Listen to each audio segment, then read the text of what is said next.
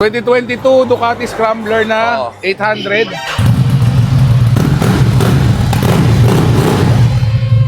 Ingay.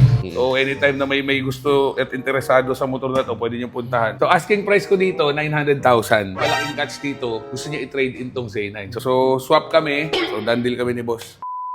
So guys, marami tayong client. So time check, 4 PM. So samahan niyo ako guys. Vlogger. Welcome Kamote guys, kilala niyo yan?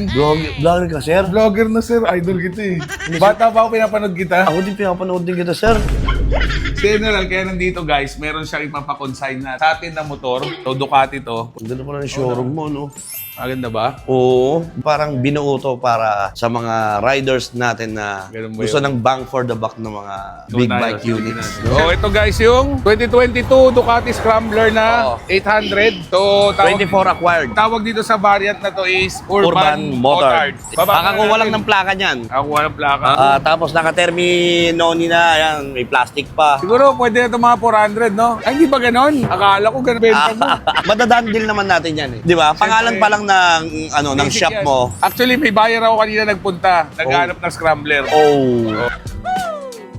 So guys, yan ang maganda dito sa showroom natin. Meron tayong basement parking na pwede tayong magbaba ng motor dito. Dito rin tayo magsasakay. Kasi pag mas mababa, mas madali na magbaba ng motor. So hindi na mahirap. Kasi hindi na ganun katarik. So yung teknika, pag nagbababa sakay kayo ng motor.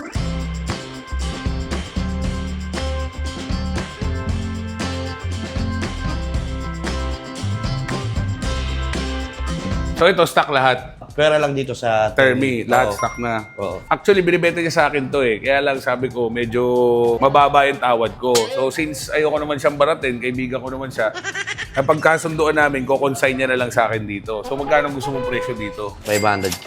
500K. So sige, kasi ang tawad ko sa kanya dito parang nasa mga 450. So siyempre ayoko naman siya baratin. Since ang brand new price na ito, 980,000 pagka ganitong Urban Motard. Hindi pa siya Hindi pa naka-termi. Tapos, ang terminoni nito na exhaust, full system na sa around 150. Tapos, ang tinakbo lang niya dito, 4,000 lang ang odo. So, siguro kung may gagawin dito, papaservice nyo lang. So, yun lang gagawin dito. Tapos, the rest, walang history ng accident. Siyempre, hindi na baha. Pagka nabaha, babalikan natin si General. Registered siyempre. pa siya. Tsaka under sa name ni General. under yun sa yung name mo maganda to. dito, guys. Marami nag-PM sa akin, naghahanap ng Scrambler. Sinabi ko wala. So, ngayon, guys, meron tayong stock. Magandang variant pa to. So, Urban Motard. Tapos, mababa eh. Pag Oo, Urban mas Motard, mababa, tapos sporty type. So, iiwan ni General to, pati papeles iwan niya dito. So, ngayon, pag may interested, punta sila, tingnan nila yung bike. Pag trip nila, may tawad pa yun, tawaran na si General. Pero syempre, kailangan kumita rin ako konti, di ba? Oo. So, ganun kasimple. So, Hindi ko dapat i-let go to. Since meron akong tinatarget na bike. ang dami mong motor eh. Sana all. Ano pa yung Africa mo? Andun pa. Ano pa motor mo doon? Dami. Saka yung Giorno, paborito mo yung Giorno. Dalawa giorno ko. Isang naka-setup, tas isang pang-race. So, ito, maganda to. Actually, ako, ito isa sa gusto ko. Tsaka yung desert sled, yung parang blue. Panlaban to sa city driving. Oo. Kahit saan, kahit paningit. Parang size 17 to, tama ba? Oo. 17 pareho gulong. Oo. Kaya magaan siya. Tapos naka-thermic ka na kaya gandang tunog. Sound check natin saglit. Ay, pero stock pipe nandiyan pa, wala na. Kunin natin sa Iloilo. Sa Iloilo. So ito, local purchase, binili niya Ducati Iloilo. Oo. Wintec yun? Hindi. Ducati talaga. Ducati Iloilo niya binili. So, importante, local purchase. Kasi pag imported ang binili nyo, yung warranty medyo mahirap. Kasi hindi Oo. nila i-honor. Ito yung pwede warranty. siyang pwede siyang i-service sa Kahit saan Ducati. Ducati Manila. Manila, Katipunan, pwede yan. Oo. So, yan. At importante, local purchase. Iwan na yung general papel lahat dito. So, anytime na may gusto at interesado sa motor na to, pwede nyo puntahan. Pero kahit consignment to sa akin, lilinisin ko to. Ay, ganun ba? Pati detail namin to kasi mga motor dito, general, tingnan mo naman, parang brand new lahat, oh. Pero di mo kinabitan ng ano to, ng gumande. Muntik na. Gumande tires, ha? Baka naman. Ay. Baka may pang big bike dyan. Gusto mo ba? Gusto mo ba? Pwede, matindi. So, magkakaroon talaga ng Dumadi tires Na big bike. Yeah. Pwede. Hindi, maganda kasi nag-ano tayo, pinakita yung... Di ba doon nag-ano tayo? Launching. Pinakita yung laman ng gulong. High-end din talaga. Oo. Magandang klase. So guys, nagpapizza si General, oh. Ay, ako ba? Hindi pala. Yung pala, Boss Kelsey, nandito guys, oh. Hindi, kaya naman talaga ako nagpa-pizza dahil winelcome ako sa Gag. Yan.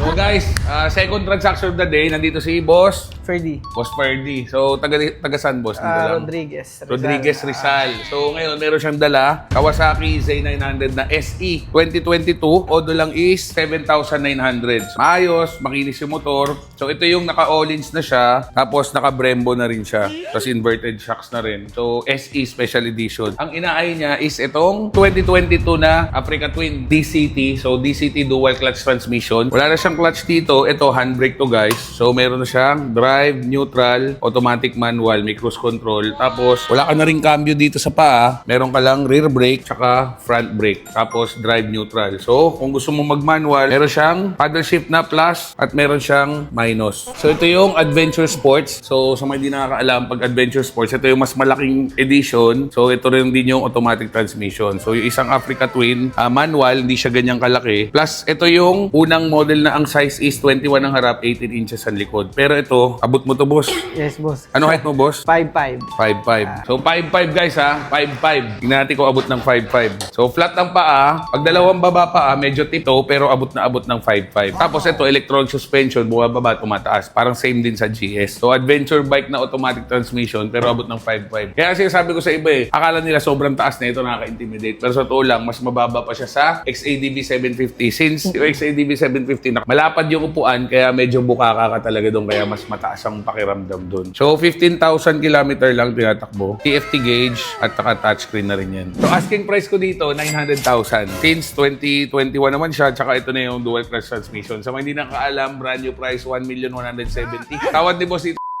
Pero ang malaking catch dito, gusto niya i-trade in tong Z9. So gusto niya dati dito guys, so medyo malabo na yun, malayo na kasi bentahan na namin yun eh. So dito, appraise ko dito, pinakamataas na yung since swapping value yan. So swap kami, so done deal kami ni boss. Thank you, sir. So done deal kami, swap. Boom! Done deal!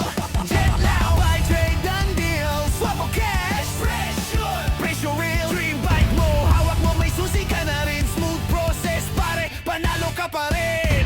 Pagpasok mo pa lang, kita muna agad. Big bikes naka-line up, hindi ka malulunod sa tag. From classic to super bike, lahat legit. Makina malinis, every detail fit. May trade ka ba? Tara! Check natin yan!